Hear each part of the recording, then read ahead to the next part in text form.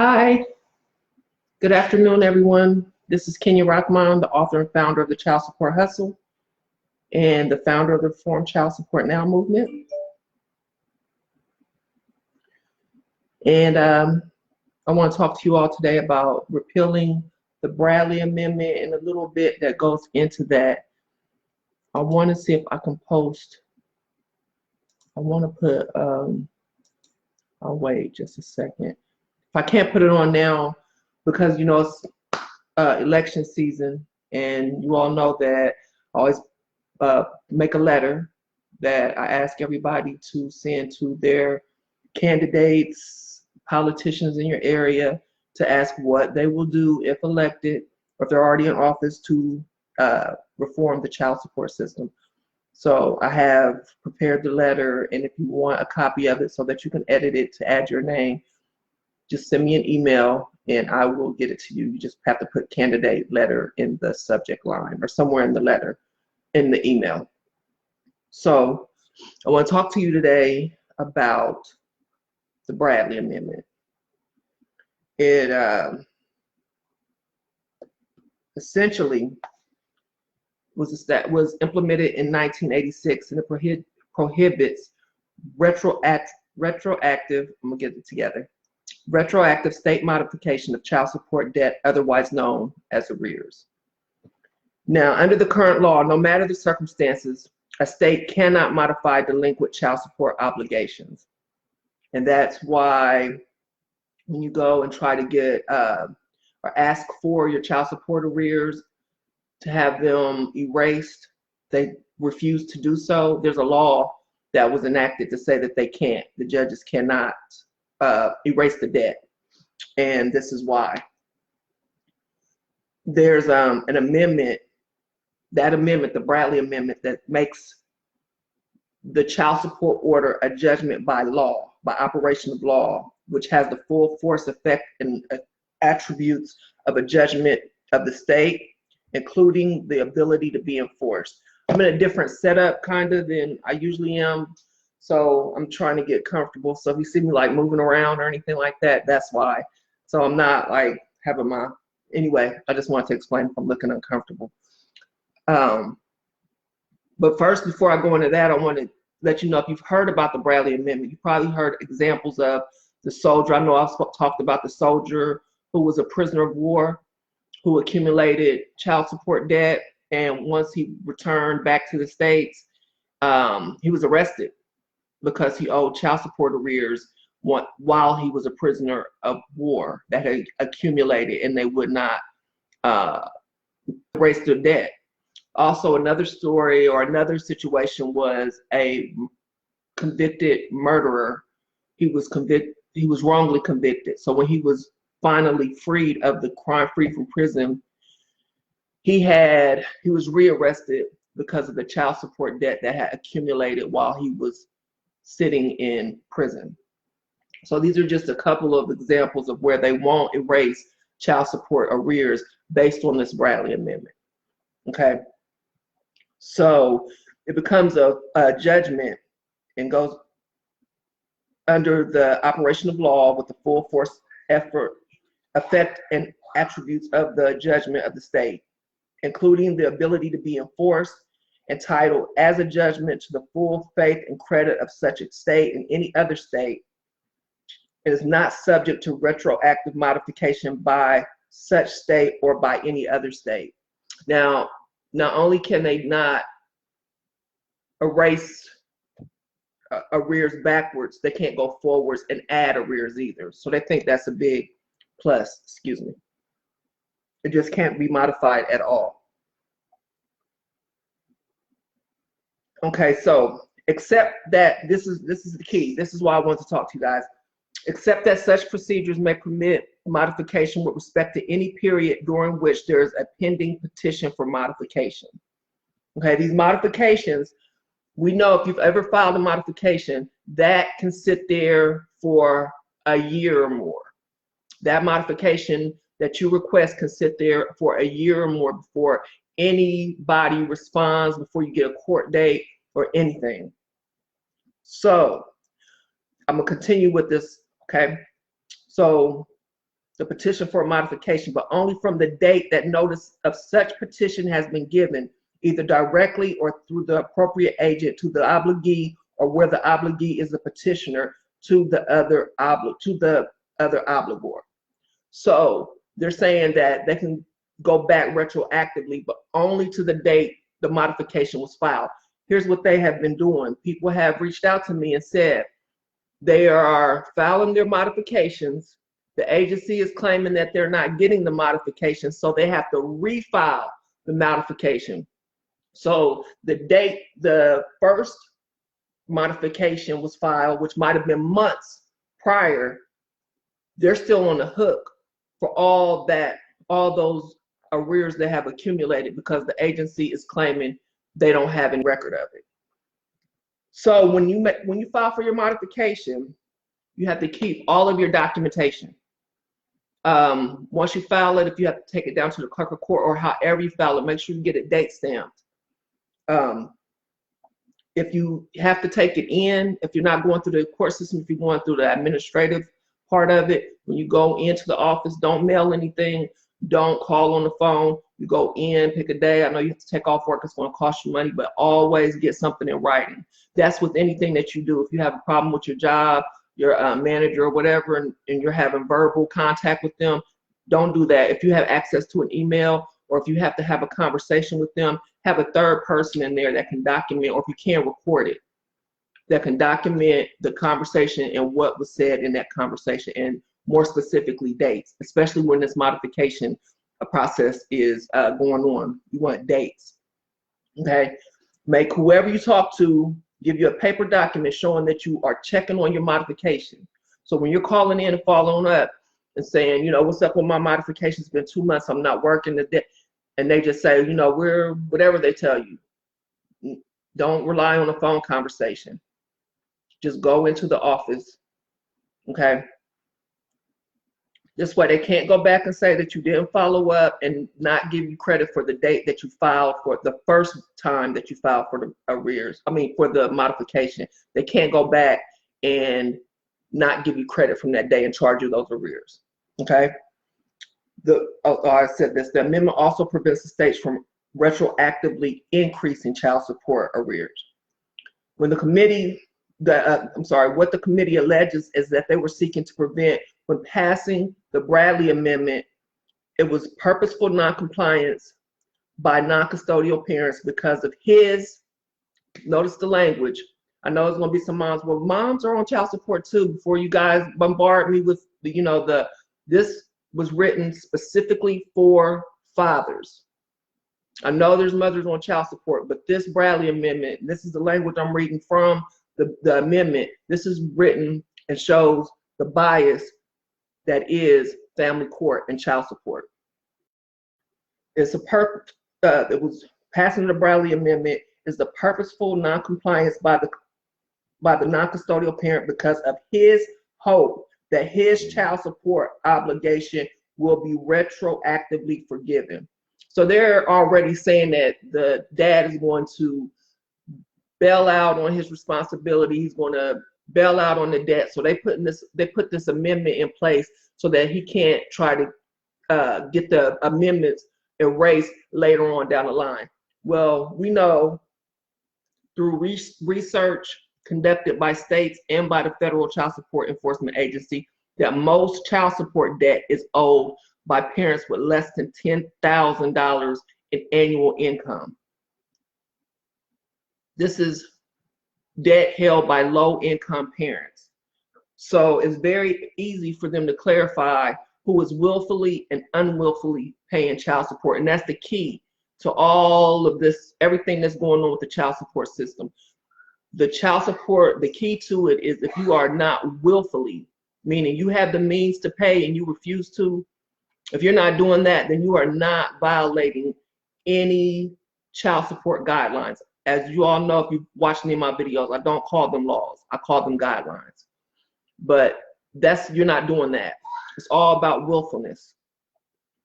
And we know with this amendment alone, it's going after fathers and it's going after rich fathers. But like all these other child support guidelines, poor, low income fathers living in poverty, fathers that don't make enough money to satisfy these child support orders are the ones that are mostly affected by these guidelines or amendments like the Bradley Amendment.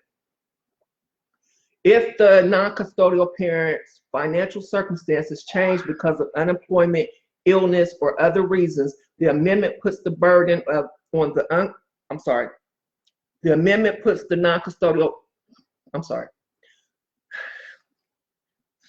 okay, you know, I get upset when I talk about this. I get really upset and emotional, so I'll start over. If the non-custodial parent's financial circumstances change because of unemployment, illness, or other reasons, the amendment puts the burden on the non-custodial parent to notify the custodial parent. That's if they know where the custodial parent lives. How often is it that you need to serve somewhere? You're just trying to see your children and you don't have an address. You don't even know where your children are, but they expect you to find that custodial parent to let them know that you're not working or you're sick or whatever. If you're in the hospital and had a heart attack, like my good friend and fellow advocate Marcus Eccles, you had a heart attack, how are you going to be able to track down the other parent to let them know, hey, I'm sick, I can't pay your child support? Come on. Okay, so you have to notify them and the court or entity which issued the child support order of the non-custodial parent's changed financial circumstances and the non-custodial parent's intention to have his or her child support order modified. No modification would be allowed before the date of this notification. It's all a setup.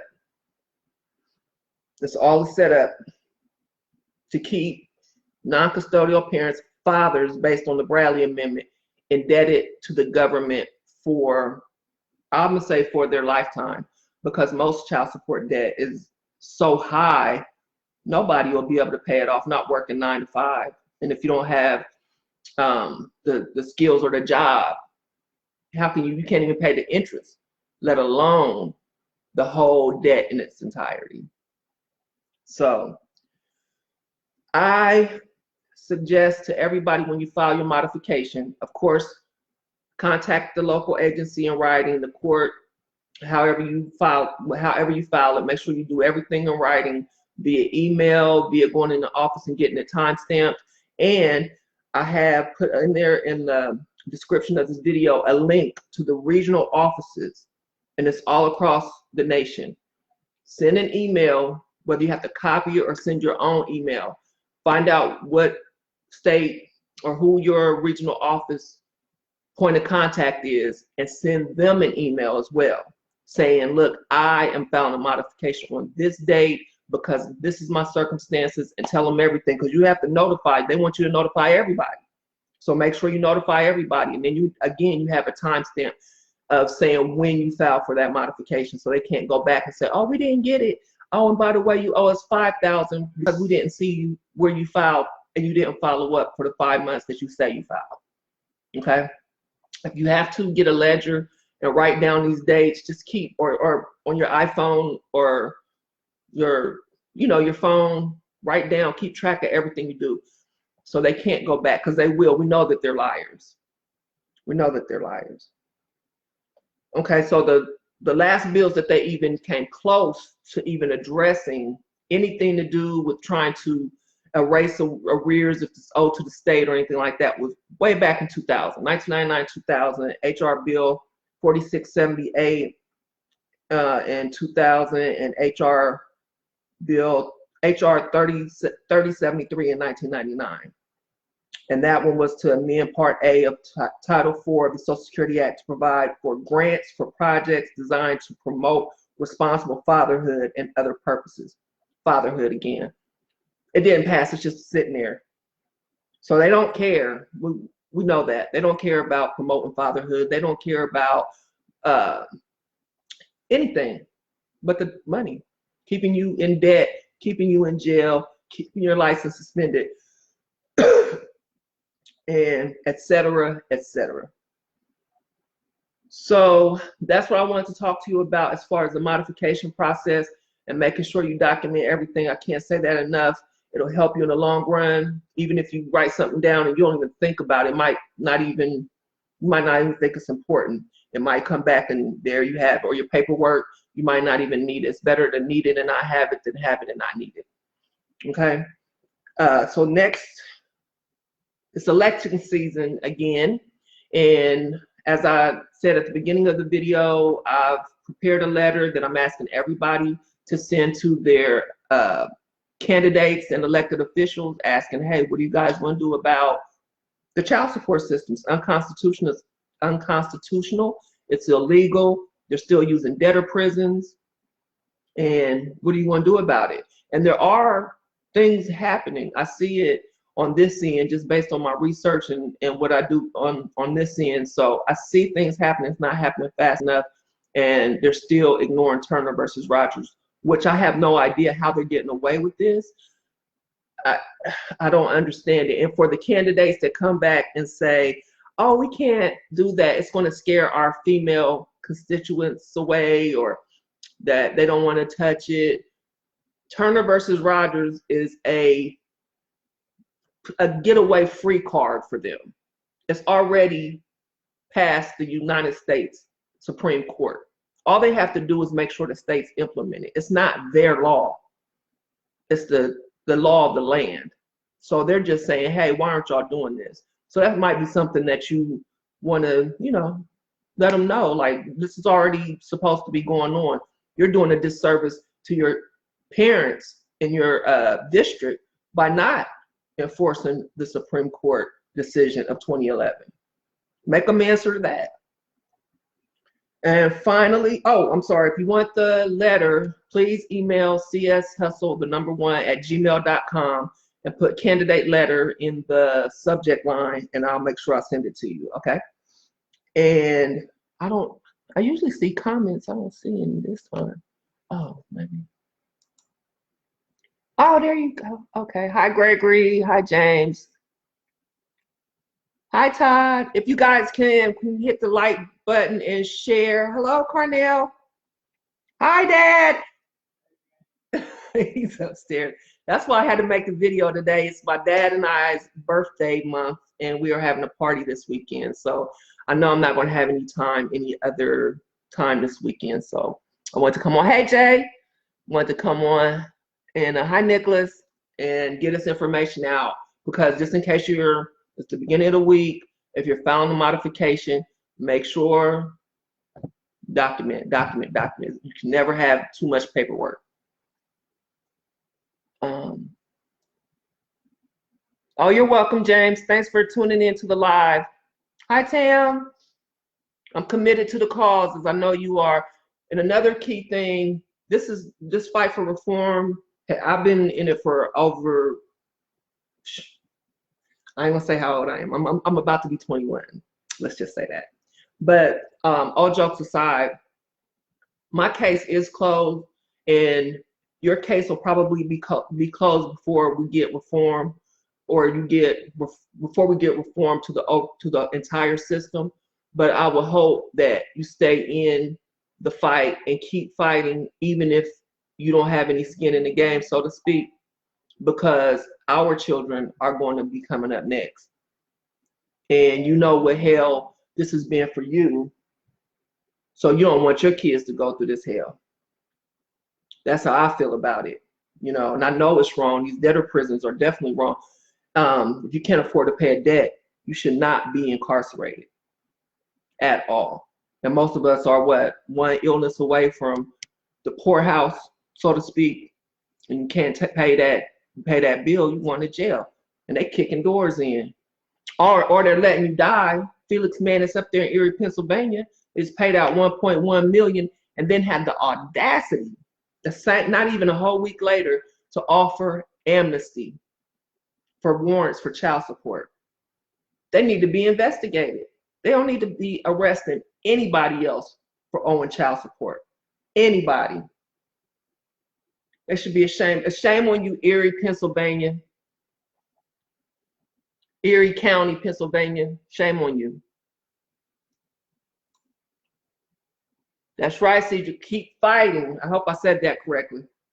Okay, and finally, before I go, we are going to be having our town hall in Alabama in August. We do not have the date yet, but it's going to be probably the middle of August. I'm going to be in LA at the middle of this month.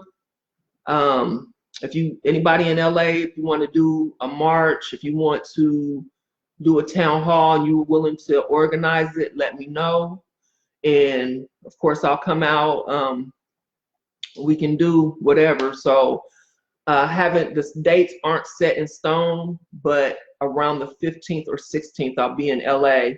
Then we'll be in Alabama for the town hall. So we got to get out to the streets. That's how change is made. That's how reform happens. That's how law gets changed.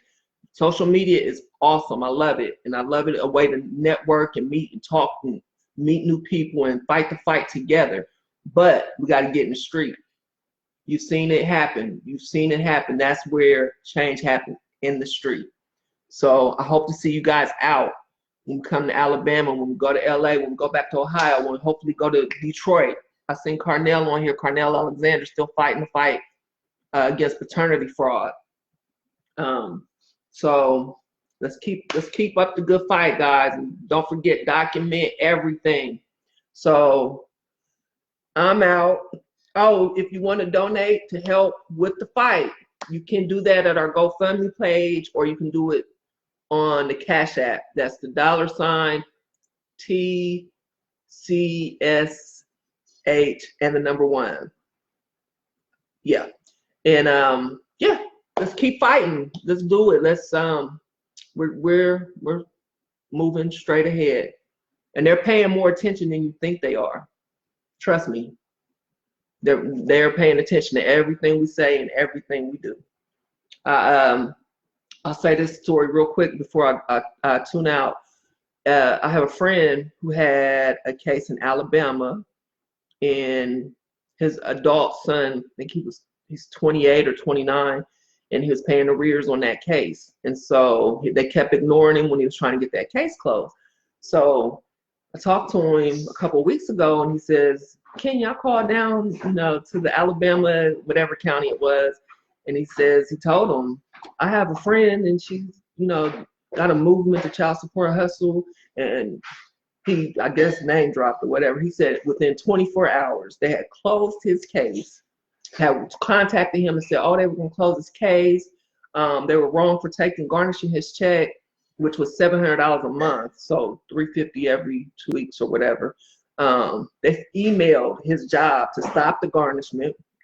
They sent his son a refund check, and he was waiting on a refund check. They was refunding him money. And he said it would happen in less than 24 hours. He still was waiting on his check, but as far as getting his case closed and somebody contacting him, that's how fast it happened. So trust me, people know about the child support hustle, and we coming for you. We are exposing every little bit of the dirt that y'all are doing to parents and children. So join the fight. Tell your friends to tell a friend to tell a friend. Okay? There's power in numbers. Remember, they can ignore one, they can ignore hundreds, but they cannot ignore thousands. Let's go.